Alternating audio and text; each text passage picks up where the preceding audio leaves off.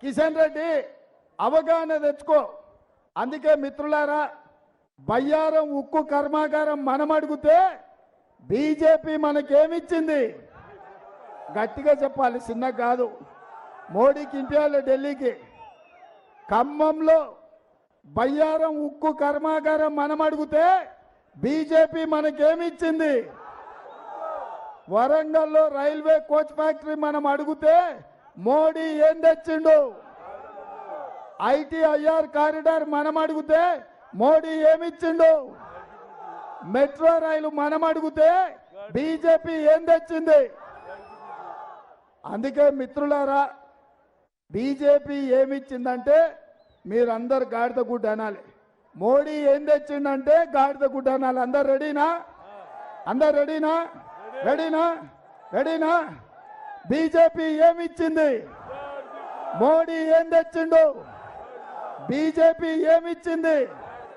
మోడీ ఏం తెచ్చిండు? మోడీ ఏం తెచ్చిండు? బీజేపీ ఏమిచ్చింది? మోడీ ఏం తెచ్చిండు? బీజేపీ ఏమిచ్చింది? మరి సోదరులారా, తెలంగాణ గాడిద గుడ్డిచ్చిన బీజేపీకి కర్రు కాల్చి వాత పెట్టాలనా లేదా? పెట్టాలనా? కర్రు కాల్చి వాత పెట్టాల్సిందే కదా. అందుకే మిత్రులారా, బీజేపీల కర్రు కాల్చి వాత పెట్టాలంటే దానం నాగేందర్ ను 1,00,000 ఓట్లతోని గెలిపించాలి, మెజారిటీ. రెడీనా? నేను 1,00,000 అంటే మీరు పక్కా అనాలి. Okay okay. 1,00,000 1,00,000 1,00,000 1,00,000 1,00,000 1,00,000 1,00,000 1,00,000 1,00,000 1,00,000 1,00,000 1,00,000 1,00,000 1,00,000. జై కాంగ్రెస్, జై కాంగ్రెస్. ఎందుకు అంబర్పేట బ్రిడ్జిని ఈనాటి వరకు పూర్తి చేయించలే? 2021లో హైదరాబాదు నగరంలో వరదలు వస్తే ఇటు ట్యాంక్ బండ్ నుంచి అటు మూసీ నది నుంచి నీళ్ళు వచ్చి పేదోళ్ళ బస్తీలల్లో మురికి నీళ్ళు వచ్చి ఇండ్లు తడిసిపోయి, టీవీలు గాలిపోయి, ఫ్రిడ్జ్లు పేలిపోయి, సైకిల్ మోటార్లు కొట్టుకపోయి, ఆటోలు నీళ్ళ మునిగితే అనా పైస కూడా ఈ పేదలకు ఇప్పించలే. ఇదే కాకుండా ఆనాడు వాళ్ళ పార్టీ అధ్యక్షుడు బండి సంజయ్ గారు వచ్చిండు. ఈ నీట మునిగిన బస్తీలను చూసిండు. ఆయన మాట ఇచ్చిండు, బండి పోతే బండి ఇస్తా, గుండు పోతే గుండు ఇస్తా, లారీ పోతే లారీ ఇస్తా అన్నాడు. మరి గుండు అరగుండు ఆ తర్వాత మున్సిపల్ ఎన్నికలు గ్రేటర్ హైదరాబాద్లో అయిపోయినాక మళ్ళీ వెనుకకు మళ్ళీ కూడా చూడలే. మరి ఈ పరిస్థితిలో నరేంద్ర మోడీ గారు ప్రధానమంత్రిగా ఉన్నప్పుడే మనకి ఏమి తీసుకురాలే? ఇవాళ కిషన్ రెడ్డి గారు మళ్ళోసారి ఎంపీ అయినా ఇంకేదాన్ని అయినా ఈ అంబర్పేట ప్రాంతానికి, ఈ హైదరాబాద్ నగరానికి, ఈ సికింద్రాబాద్ పార్లమెంట్కు ఉపయోగం లేదు.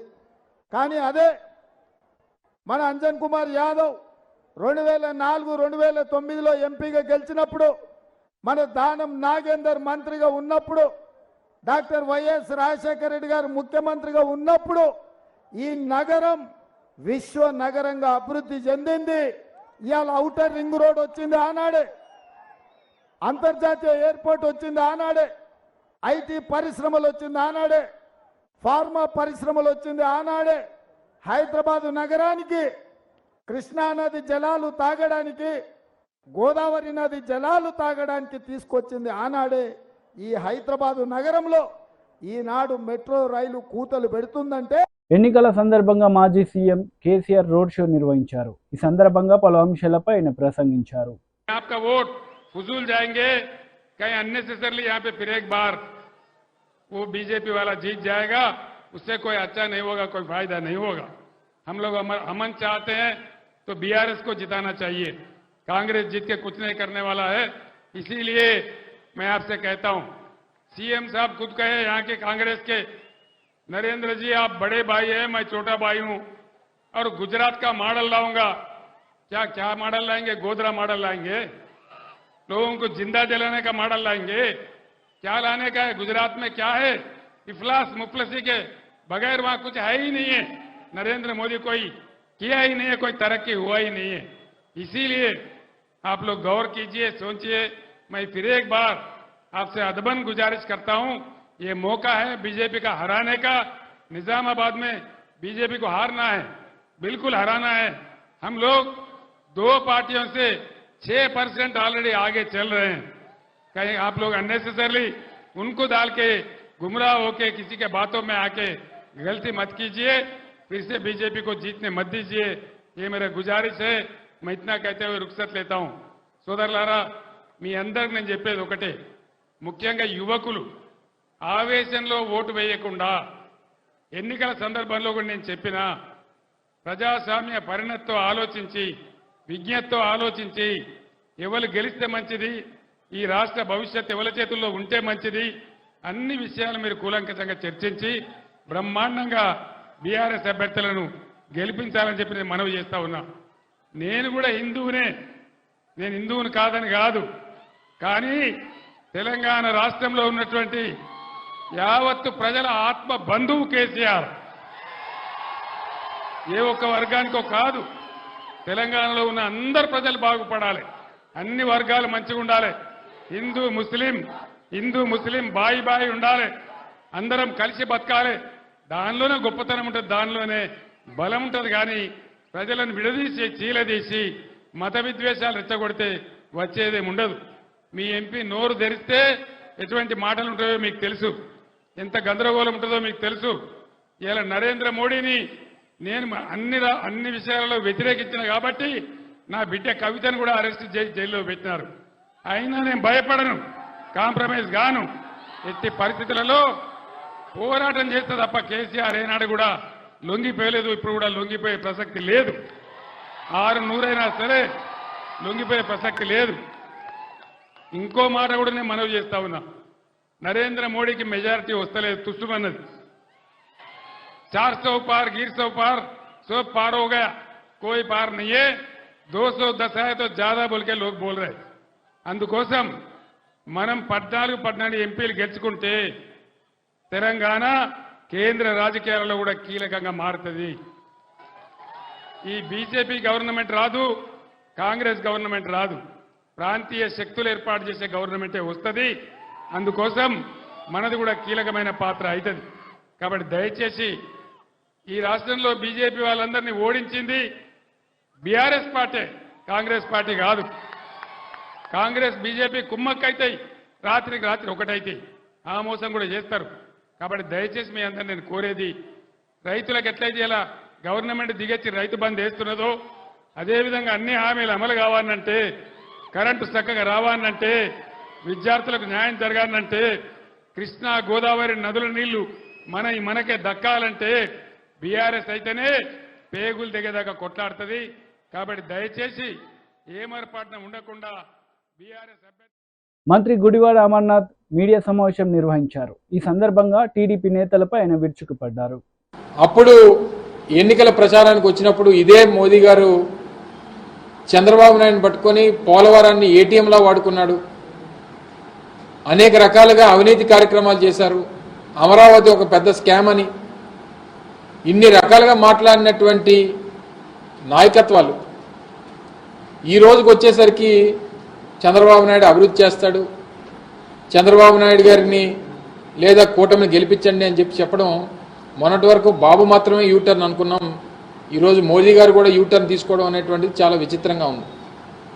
యూటర్న్ బాబు పక్కన యూటర్న్ మోదీ గారు ఈరోజు చంద్రబాబు నాయుడు గారి విషయంలో కానీ వారి కూటమి విషయంలో కానీ కేవలం ఎన్నికల అవసరాల కోసం, రాజకీయ అవసరాల కోసం, కేవలం అధికారం కోసం ఈ రకంగా మాట్లాడడం అనేటువంటిది సమంజసం కాదు. వాస్తవంగా వారు రాష్ట్రానికి సంబంధించి ముఖ్యంగా పోలవరం విషయంలో దాదాపు 22,000 కోట్ల రూపాయలకు సంబంధించి కేంద్ర కేబినెట్ ఆమోదం కోసం దాదాపు 4 కేబినెట్ల నుంచి ఎదురు చూస్తూ ఉన్నాం. ఎందుకు కేంద్ర కేబినెట్ ఆమోదం తెలపట్లేదు? ఎందుకు దానికి క్లియరెన్స్లు ఇవ్వట్లేదు?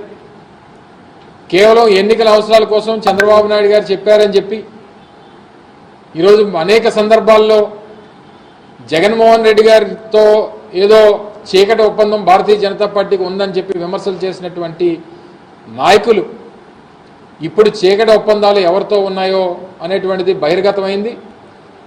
కేవలం పొత్తులు, రాజకీయ అవసరాలు, ఎన్నికల్లో విజయం సాధించాలి, రాజకీయంగా రేపు లబ్ధి పొందాలి, రేపు అధికారంలోకి రావాలనేటువంటి దానికోసం ఈ రకమైనటువంటి విమర్శలు సమంజసం కాదనేటువంటి విషయాన్ని కూడా ఈ సందర్భంగా తెలియజేస్తా ఉన్నా. ప్రధానంగా నేను నిన్న కాక మొన్న మాట్లాడినప్పుడు కూడా వైఎస్ఆర్ కాంగ్రెస్ పార్టీ తరఫున విశాఖపట్నం, ఉమ్మడి విశాఖపట్నం జిల్లాలో జరుగుతున్నటువంటి సభ ఈ ప్రాంత ప్రజల తాలూకా సెంటిమెంటు, రాష్ట్ర ప్రజల తాలూకా సెంటిమెంటు, విశాఖ ఉక్కు ఆంధ్రుల హక్కు అనేటువంటి నినాదంతో సాధించుకున్నటువంటి విశాఖపట్నం స్టీల్ ప్లాంట్ ప్రైవేటీకరణకి వ్యతిరేకంగా జరుగుతున్నటువంటి పోరాటం 1180 రోజులుగా జరుగుతున్నటువంటి పోరాటానికి కనీస గౌరవం ఇస్తారు. ఇప్పటికన్నా ఇక్కడ ఉన్నటువంటి ప్రజల తాలూకా సెంటిమెంట్ తెలుసుకొని తీసుకున్నటువంటి నిర్ణయాన్ని వెనక్కి తీసుకుంటాం, ప్రైవేటీకరణ చెయ్యం, ప్రైవేటైజేషన్ ఆలోచన మానుకుంటాం అనేటువంటి మాట చెప్తారని చెప్పి ఆశించాం. అవసరమైతే ఆ నిర్ణయం తీసుకుంటే అవసరమైతే గాజువాక సీట్ను కూడా వారికి త్యాగం చేద్దాం, వారికి ఇచ్చేద్దాం, వారి కూటమికి వదిలేద్దాం అని చెప్పి, అవసరమైతే పోటీ నుంచి తప్పుకుందాం అని చెప్పి కూడా నేను ప్రకటన చేశాను. దాదాపు 72 గంటల సమయం ఇచ్చాం. వారు వచ్చి కనీసం స్టీల్ ప్లాంట్ పేరు కూడా ఎత్తల. పక్కన ఉన్నటువంటి చంద్రబాబు నాయుడు ఇప్పటికీ నేను పోరాటం చేస్తాను, ఇప్పటికీ నేను పోరాటం చేస్తాను అని చెప్తున్నటువంటి ఈ తెలుగుదేశం పార్టీ నాయకులు ఇప్పటికీ కూడా కనీసం స్టేజ్ మీద ప్రధానమంత్రి గారిని ఈ నిర్ణయాన్ని వెనక్కి తీసుకోండి అని చెప్పి అడిగేటువంటి మాట కూడా మాట్లాడకపోవడం అనేటువంటి.